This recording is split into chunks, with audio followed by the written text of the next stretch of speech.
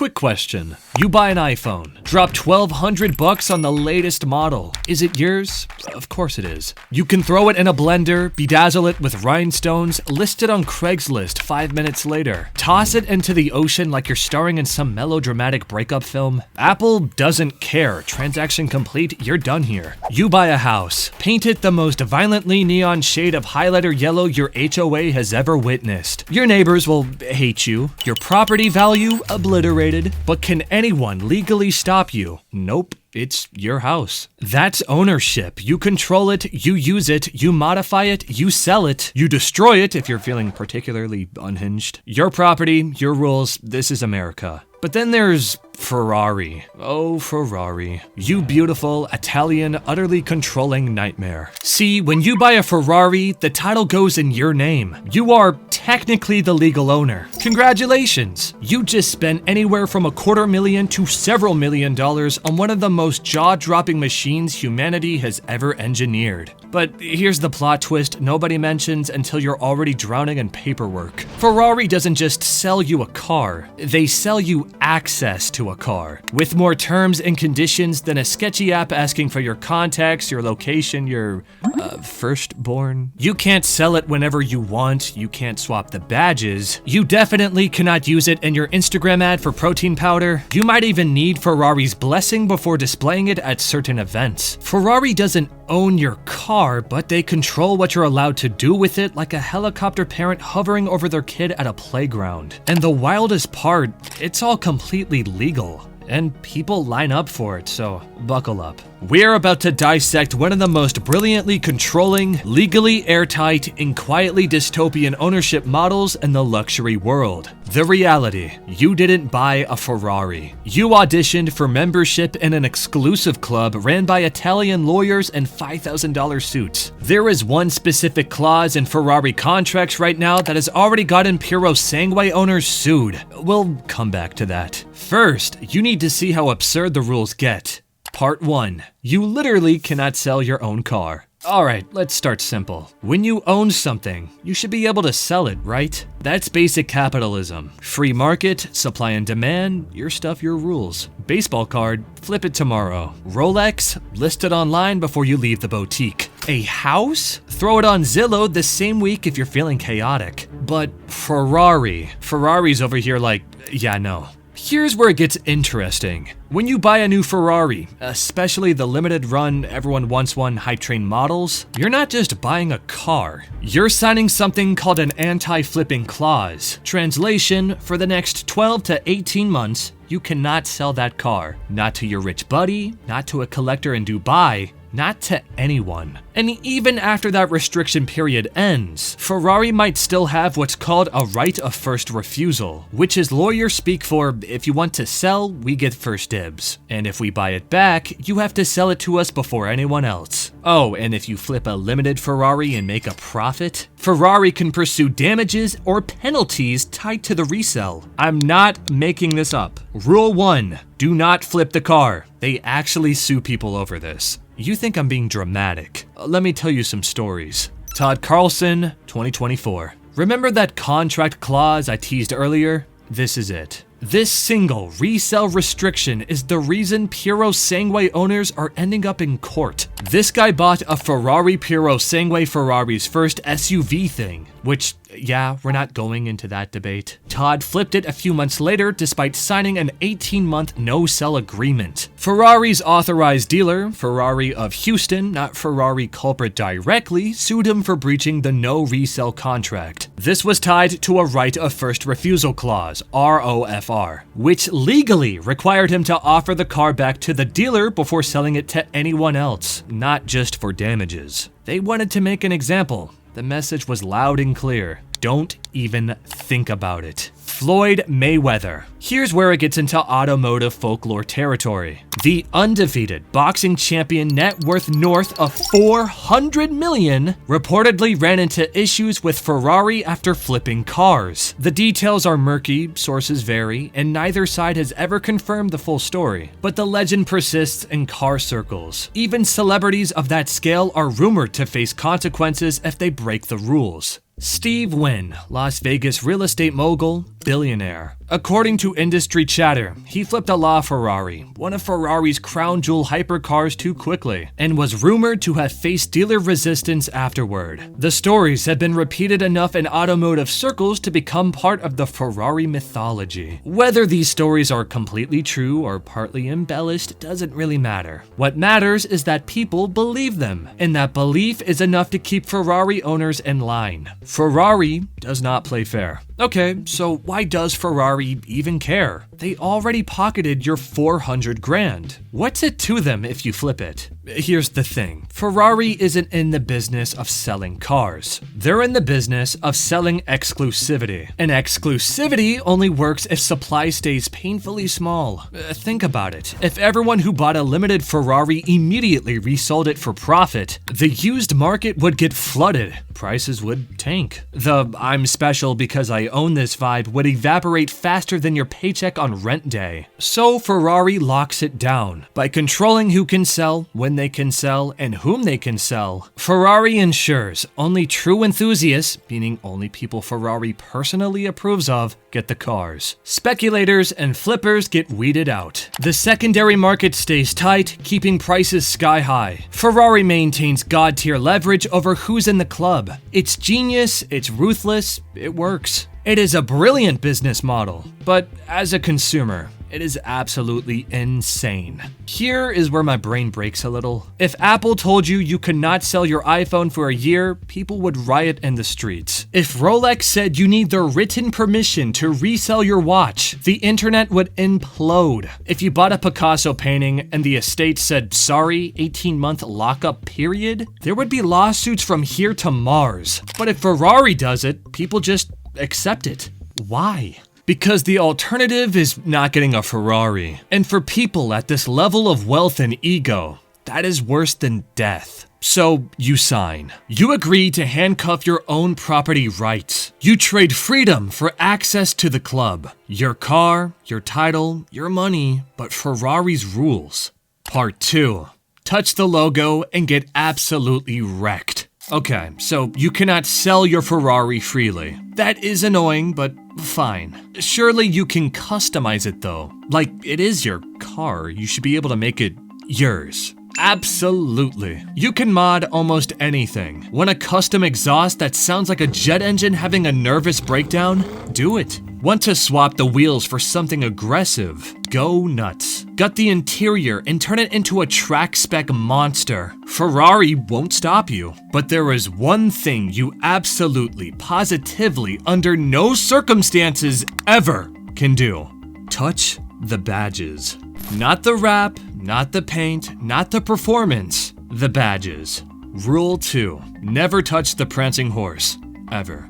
Let me introduce you to Joel Zimmerman, better known as deadmau5, the electronic music producer who wears a giant light-up mouse head on stage and makes beats that sound like a robot falling down the stairs. Not exactly like that, we mean it in a good way. In 2014, Joel bought a Ferrari 458 Italia Spider. Gorgeous car, mid-engine, convertible, chef's kiss. But Joel, being Joel, decided it needed personality. So he wrapped it in Nyan Cat. You know, the rainbow Pop-Tart cat meme that lived rent-free in everyone's brain in 2011? Yeah, that. He called it the Ferrari. Custom badges that said Ferrari instead of Ferrari, prancing cat instead of a prancing horse, custom floor mats with little paw prints, the whole thing. Was it tacky? Absolutely. Was it hilarious? Also yes. Did the internet eat it up?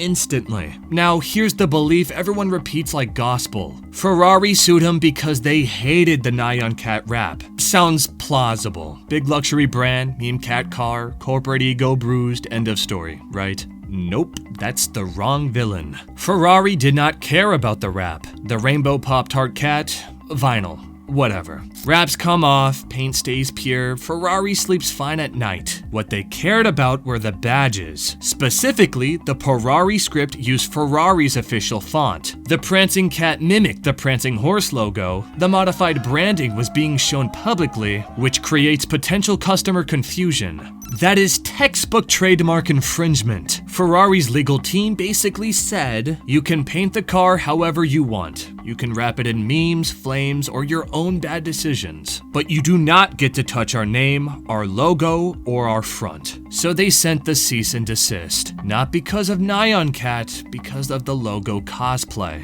Joel complied, removed the badges, and eventually sold the Ferrari. And then, because he could not help himself, he bought a Lamborghini Huracan, wrapped it in Nyan Cat, and called it the Nyan Bugatti Huracan. Lamborghini's response: they loved it. Free attention, internet culture, brand doesn't implode. Ferrari's response: nothing. Not their circus anymore. Here's the real breakdown. When you buy a Ferrari, you own the car itself, the engine, the seats, and the metal, leather, and glass. But you do not own the Ferrari name, the prancing horse logo, the Ferrari script font, and the brand identity. Those belong to Ferrari, not you, not Joel, not your intrusive thoughts. Trademark law exists to stop people from confusing who made something or who endorses it. If a badge looks like Ferrari's badge, Ferrari's lawyers get itchy. So the accurate take is not Ferrari hated the Nyan Cat. The accurate take is Ferrari didn't hate the cat, they hated the font. You can wrap a Ferrari in garbage bags. You can slap anime girls on the doors. You can chrome it out until birds get confused. But the second you mess with the logo, that is when the legal department clocks in, stretches, and chooses violence. That little detail changes the whole story. Part 3. Your Ferrari is not your Instagram ad. Alright, so you cannot sell it freely and you cannot touch the badges. But surely you can photograph your own car, right? Like, it is yours, you paid for it. Post it on Instagram, show it off, live your best life. Absolutely. You can take all the photos you want, post it, tag it, flex on your followers, enjoy your $250,000 flex. But the second you try to use your Ferrari to sell something else, oh boy, strap in. Because Ferrari's legal team is about to ruin your whole year. Commercial use is radioactive. A German fashion designer known for making clothes so flashy and bedazzled that they make a Las Vegas casino look understated. Think skulls covered in Swarovski crystals, leather jackets that cost more than a used car. You get the vibe. Plane is also a massive car guy. Owns Ferraris, Lamborghinis, Rolls-Royce, all the toys. In 2017, Plane threw a massive runway show for his spring/summer 2018 collection. The theme? Grease meets Fast and Furious. So naturally, he rolled out a bunch of luxury cars including Ferraris on the runway and slapped his own logo on them during the show. Ferrari's legal team response was, oh hell nah. And they sued. And they won! The court ruled this was clearly commercial use of Ferrari's trademarks. Plane was unlawfully appropriating Ferrari's brand goodwill to sell his own fashion products. This created a false association between the two brands. Consumers might think Ferrari endorsed Plane's products. Plane was ordered to pay damages and yank all Ferrari branding from the show materials. Later Instagram case. The Court of Geneva ruled. These were not just lifestyle photos. They were advertisements. The post created an unlawful commercial association between Plane sneakers and Ferrari's brand image. The color coordination, green shoes on green Ferrari, made the false association even stronger. This constituted trademark dilution and misappropriation of Ferrari's goodwill. The verdict: pay 300,000 euros in damages, pay 25,000 euros in legal fees, delete all Ferrari content from social media, and pay 10,000 euros for every day of non-compliance. These penalties were specific to this ruling and scale with the severity and duration of the violation. But yeah, that is enough to buy a used Civic every 24 hours just for keeping a photo up. So Plane deleted everything. Fast. But here is where people get confused. You can post photos of your Ferrari for fun, show off at car meets, make YouTube videos about ownership, have it in the background of lifestyle content, talk about owning a Ferrari publicly, but you cannot use the Ferrari logo to sell your products. not create ads implying Ferrari endorses you, cannot use the Ferrari brand to boost your commercial appeal, nor make money by associating your business with Ferrari's image. The magic word here is commercial. The second there is a product being sold, money being made, or a brand being promoted, Ferrari's legal team materializes like a final boss. But why does Ferrari keep winning these cases? Courts side with Ferrari because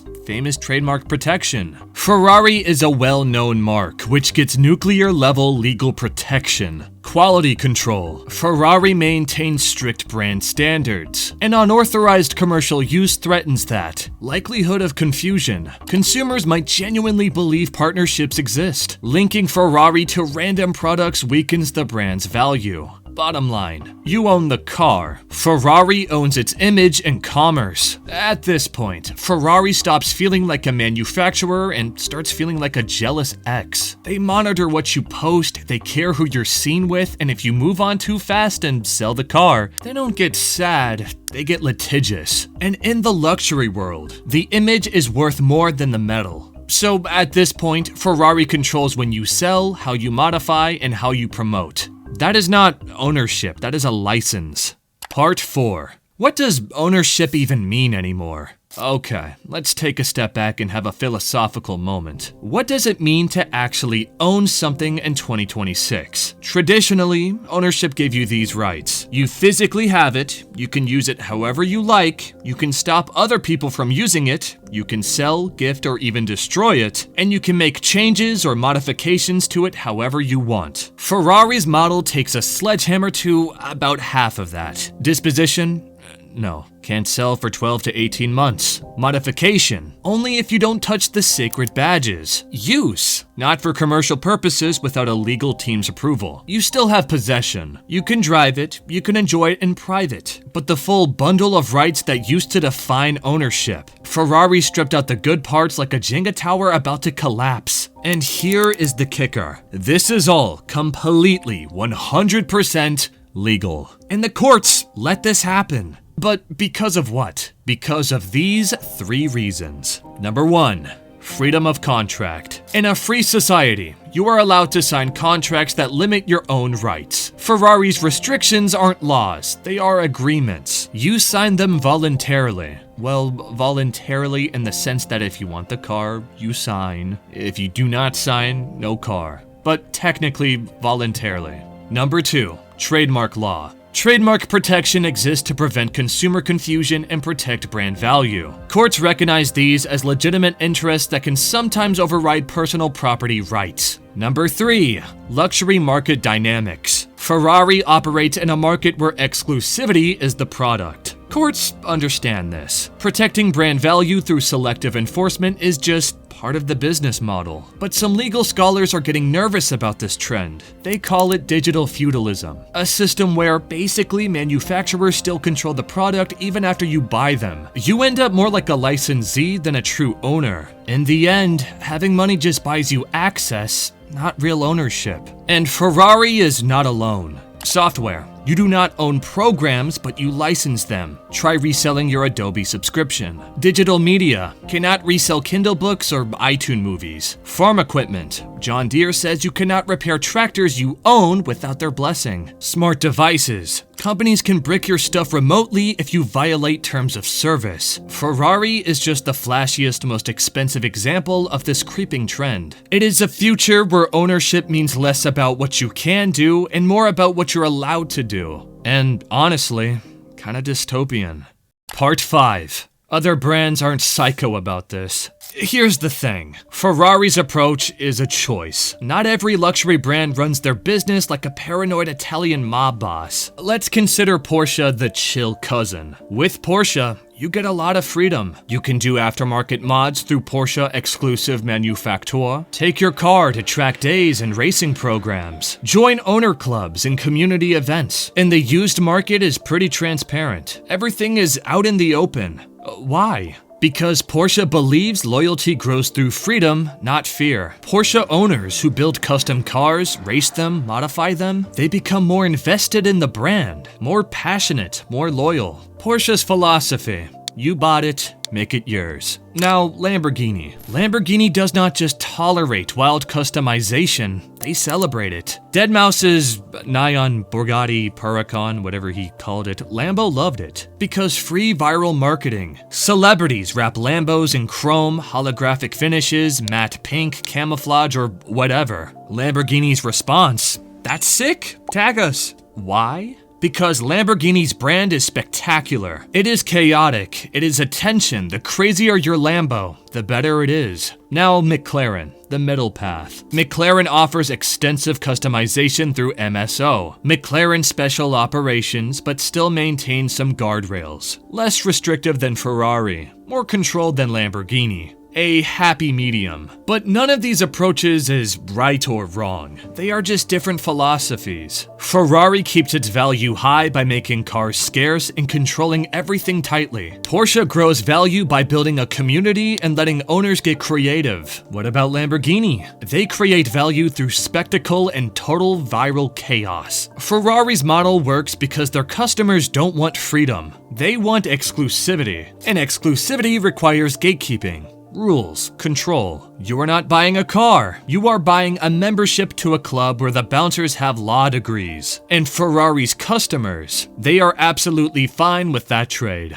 Part 6. The blacklist and the VIP ladder to hell. But wait, there is another layer to this insanity. Ferrari and its dealer network have effectively created a social enforcement ecosystem that would make a high school Mean Girls group chat look amateur. This part matters. Ferrari and its dealer network are widely reported to restrict future access for people who step out of line. The exact mechanisms are not publicly confirmed because Ferrari does not want to publish a naughty list, but automotive insiders and journalists have documented patterns over the years. The alleged infractions that can land you in hot water are the following. You can get in trouble for breaking resale agreements, modifying your car in ways Ferrari does not like, publicly criticizing the brand, not taking care of your car properly, or honestly, just annoying someone over at Ferrari and Maranello. Some widely reported examples. Chris Harris, Top Gear/automotive journalist, he reportedly faced restricted access to Ferrari press events and dealer complications after publicly criticizing Ferrari's media practices, where they would allegedly prep press cars to perform better than customer cars. Harris himself has discussed these tensions publicly, though Ferrari has never confirmed any formal restrictions. The reality is, Ferrari does not need to confirm anything. The threat alone is enough. Once access becomes restricted, future acquisitions from authorized dealers can become extremely difficult or effectively closed off. Does not matter if you're a billionaire, does not matter if you're a grovel, the door can close. On the flip side, if you want access to the ultra-limited Ferraris, LaFerrari, Monza SP, Daytona SP3, etc., you need a history of buying multiple cars, 4 or more, typically. You have got to actively participate in Ferrari-sponsored events, keep a spotless ownership record with no drama or violations, build a strong relationship with your dealer, and sometimes you even need personal approval straight from Ferrari's headquarters and Maranello. You need loyalty, devotion, proof that you are Ferrari material. It's like pledging a fraternity, except the hazing lasts years and costs millions. But wait, this does not end here. There is yet another layer to this insanity. Remember how I said Ferrari controls everything? Well, some cars take it to an entirely different level. Enter the Ferrari FXXK, a 1,036 horsepower hybrid hypercar that cost around $2.6 million. Track only. Not street legal, pure racing madness. Here's the belief everyone repeats. If you buy an FXXK, Ferrari keeps it. You are not allowed to take it home. You just visit your own car like it's a museum. For years, automotive media reported that Ferrari required FXX owners to keep their cars at the factory in Maranello. The ultimate control fantasy. Spend millions and the brand still babysits your toy. Sounds evil corporate enough to be true. But that part is a myth. Ferrari later clarified that XX owners can actually take their cars home if they want. And at least one owner, Benjamin Sloss, openly confirmed it. You can park a multi-million-dollar track monster in your own garage and feel very powerful for about 5 minutes. Most owners just don't bother. Not because Ferrari forbids it, but because keeping an FXXK at home is wildly impractical. It's not street legal. You can't just take it for a spin. You need transport trucks, crew, setup, logistics, and a small traveling circus just to wake the thing up properly. So most owners leave it at Maranello because it is genuinely more convenient. Ferrari handles maintenance, Ferrari transports the car to events, Ferrari provides full crew support. You show up, wear a helmet, feel like a Formula 1 villain, and leave. But here is actually what is confirmed. Before you can drive your FXX anywhere, even at a private track day, Ferrari requires a mandatory inspection by their crew. Every single time. Think about that. You own the car, it can be in your garage, but you cannot just load it on a trailer and send it full send at a random track day. You need Ferrari's people, Ferrari's inspection, Ferrari's green light. So it is not Ferrari keeps your car. It's more like ownership with a permanent pit crew attached. And the people who buy these cars, they're totally fine with it. Because being part of Ferrari's XX program is not about possession. It is about participation. You are not just a customer, you're a beta tester. Your data feeds Ferrari's future hypercars. You are inside the velvet rope. You did not buy a car, you bought access to Ferrari's lab. Oh, and one more thing. Ferrari has rules about color. Specifically, no pink, ever. Not coral, not salmon, not rose, not magenta, none of it. Herbert Appelroth, former Ferrari Australasia CEO, made it crystal clear. We do reject the exterior color pink. It just does not fit our whole ethos, to be honest. It is a brand rule. Can you paint your Ferrari pink after you buy it? Technically, yes. But doing so may affect future dealer relationships or special model eligibility. As recently as February 2025, Ferrari CEO Benedetto Vigna told The Telegraph that the company is cracking down on strange paint jobs and considering predefined color combinations to protect the brand's identity. Translation: paint your Ferrari pink and your relationship with the brand might suffer permanent damage. Why does Ferrari care so much? Because every car on the road is a billboard, a brand ambassador, and pink? That is not the Ferrari story. That dilutes the mystique, cheapens the legacy. So they police it, just like they police the badges, the resells, the commercial use, and everything else. This creates a self-policing ecosystem. Ferrari owners maintain their cars like museum pieces. They attend events even when they do not want to. They avoid controversy like it is radioactive. They follow every rule, not because of legal threats, but because of social pressure, fear of exclusion, terror of losing access to future models. Ferrari has effectively built a system where the customers enforce the brand's values without Ferrari lifting a finger. It is brilliant. It is dystopian. It works. And that control extends far beyond the legal fine print. Conclusion: the golden cage you pay for. Alright, let's wrap this up. Do you actually own your Ferrari? Legally, yes. The title is in your name. You are the registered owner. Practically, you own it subject to. When you buy a Ferrari, your ownership comes with strings attached. You cannot resell it for 12 to 18 months. You cannot mess with the badges because of trademark rules. Commercial use is off limits. Social expectations and the fear of losing access are always there. And Ferrari is constantly judging whether you are worthy of the next car. Ferrari engineered a system where ownership is conditional, layered, contingent on you staying in line like a well-trained golden retriever. It's not ownership. It's being in a relationship with someone who says, do whatever you want, and then checks your phone anyway. Is that unethical? Depends on who you ask. If you believe ownership should be absolute and manufacturers should not control post-sale behavior, then Ferrari's model is troubling as hell. If you believe private contracts are sacred and luxury brands deserve to protect their image, then Ferrari's just playing smart business. Ferrari created a product so desirable that people willingly sacrifice traditional ownership rights just to have one. That is the magic trick. The restrictions are not a bug. They are the features. The fact that not everyone can own a Ferrari and that Ferrari can revoke your access makes it more valuable, more exclusive, more special.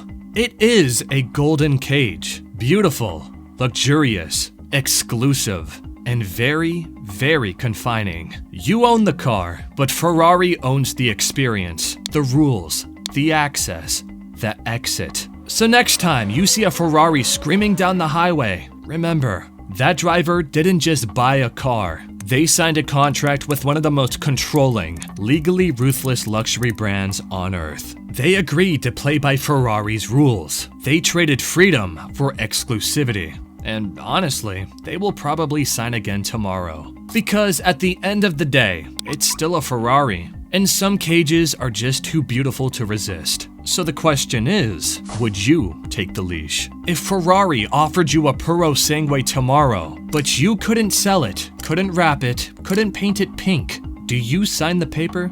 Let me know below.